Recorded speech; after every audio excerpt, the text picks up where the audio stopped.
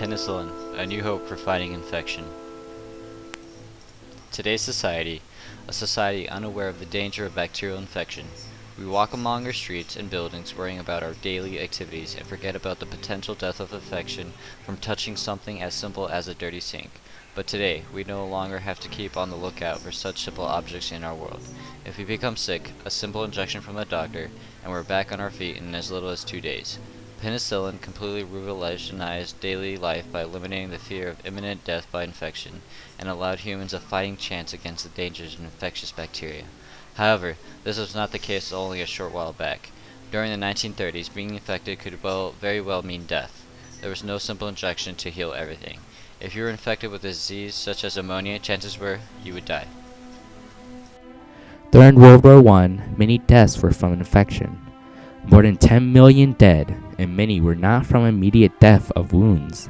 Rather, much of the death that occurred came from infection and the inability to fight it during the war. Maybe the only way you will survive is amputating the infected body part. The need for a way to fight bacterial infection was apparent, and in 1928, a Scottish scientist named Alexander Fleming discovered the world's first antibiotic. Alexander Fleming knows that the bacteria Staphylococcus aureus surrounding the mold Penicillium notatum was being killed off. He concluded that Penicillium notatum was emitting a substance that is lethal to bacteria.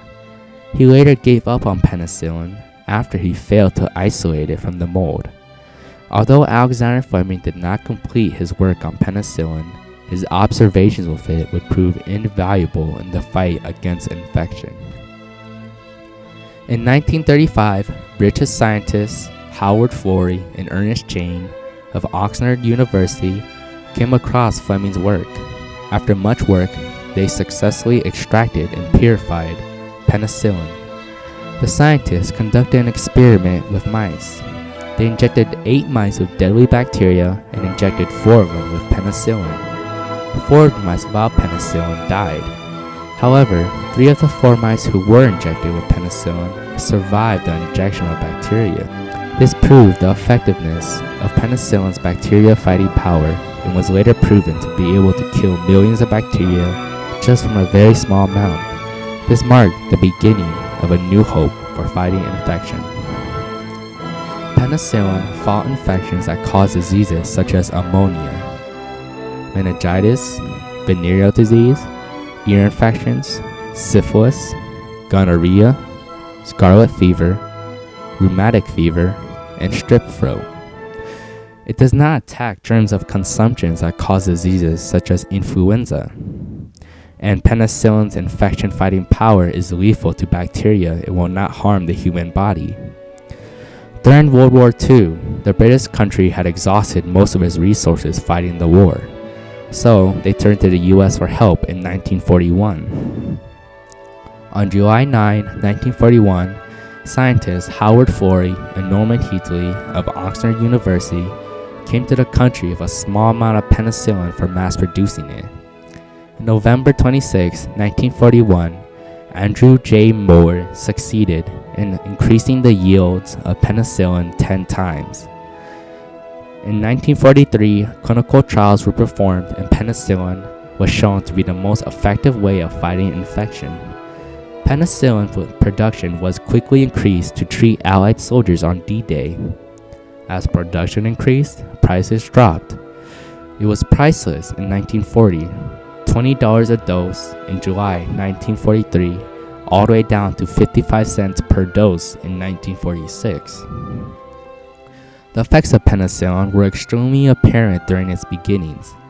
Death rate of pneumonia in the American Army totaled 18% in World War I. In World War II, it fell to less than 1%. By the end of the war, many diseases were cured by penicillin and was dubbed a miracle drug by many. By the end of the war, there was enough penicillin to treat 7 million patients. Today in the United States, deaths by infections are only 1/20th of what they were in 1900. This was before any antibiotic chemicals were discovered. The main causes today of death are known as diseases of old age, such as heart disease and cancer. It would be shocking to hear of someone dying today because of an infection. In 1900s, it was common every day to hear of that. Back then, people became worried if they got a cut on their leg, for they are in fear of infection. Today, it's considered nothing at all. Penicillin provided us the needs of fighting bacterial infection and dramatically improved our lives by removing the many deaths and fears of infectious bacteria.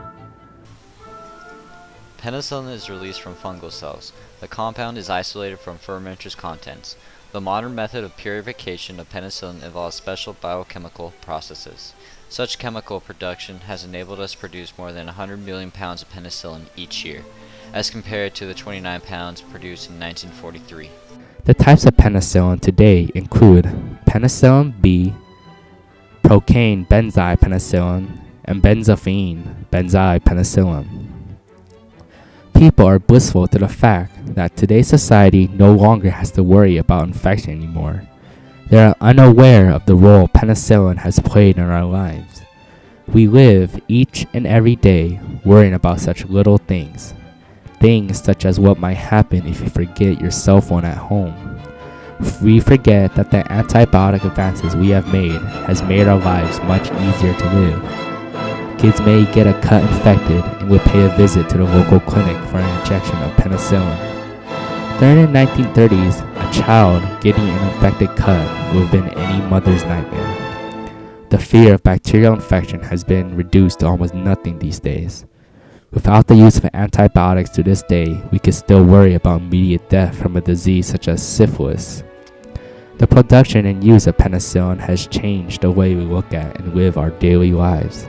Penicillin cured one illness after another. It cut out the need for many amputations of body parts.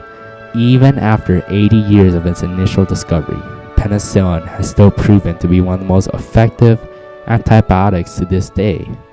Even if another antibiotic is discovered one day that is more effective than penicillin, penicillin will forever be the antibiotic that completely revolutionized the fight against infectious bacteria.